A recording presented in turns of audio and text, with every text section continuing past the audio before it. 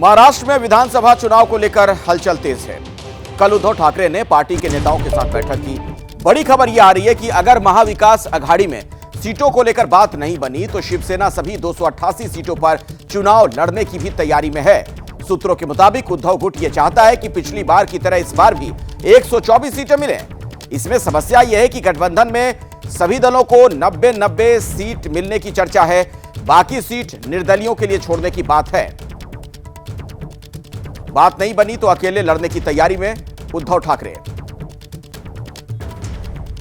वैभव परब के पास में आपको लिए चलता हूं। मेरे सहयोगी इसी खबर पर और अधिक जानकारी के साथ मौजूद हैं। वैभव, क्या उद्धव ठाकरे मन बना चुके हैं कि अब इस चुनाव में अकेले जाएंगे या अभी भी कुछ गुंजाइश नजर आती है कि बात बन जाएगी?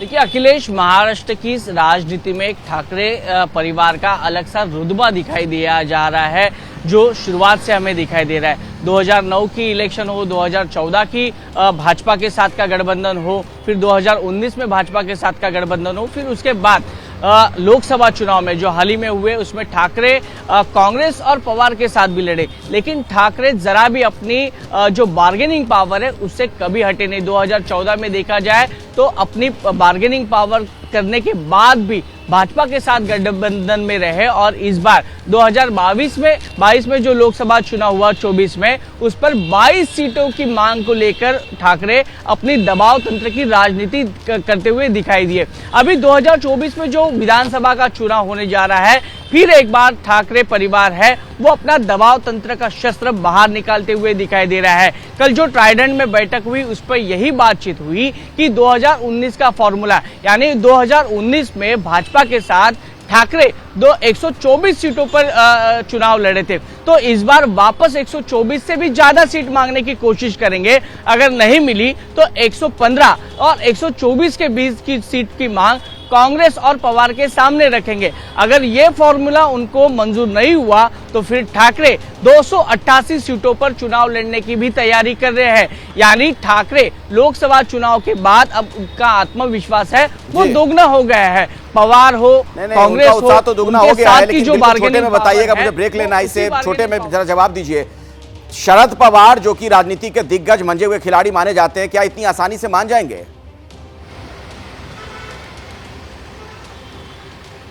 जी बिल्कुल नहीं मानेंगे, क्योंकि कांग्रेस अब 2019 की एक सीट से 13 सीट लोकसभा सांसद बने हैं। तो कांग्रेस की तो मांग यही रहेगी कि हम बड़े भाई हैं, अब तो हमारी मांग ज्यादा होगी, डिमांड ज्यादा होगी। शरद पवार कहेंगे कि हमारे से 10 में से 7 लोकसभा सांसद छूट जाएंगे, तो हमारी भी मांग ज्यादा होगी। तो इतनी आसानी से ठाकरे के लिए ये बात सच नहीं होगी। तो चलिए देखना दिलचस्प होगा कि आने वाले दिनों में क्या होता है, ये जो रस्साकशी है इसका परिणाम क्या होता है। बहुत बहुत शुक्रिया वैभव इस जानकारी के लिए आपका। एक छोटा सा ब्रेक हम ले रहे हैं, फौरन लौटते हैं बड़ी खबरों के साथ। आप देखते रहिए एबीपी न्यूज। जैसे ही घड़ी का काटा दोपहर 2:30 पे आए, बबीता जी का दिल सास बहू साजिश के लिए मचल जाए। और ये है इनकी बहू, पूरे दिन ऑफिस की टेंशन हो जाए गॉन जब ये करें अपना फेवरेट शो फ्री टाइम पे ऑन। इनकी तरह आप भी देखिए अपना फेवरेट शो अपने टाइम पर और डाउनलोड कीजिए एबीपी लाइव ऐप अपने स्मार्ट टीवी पर।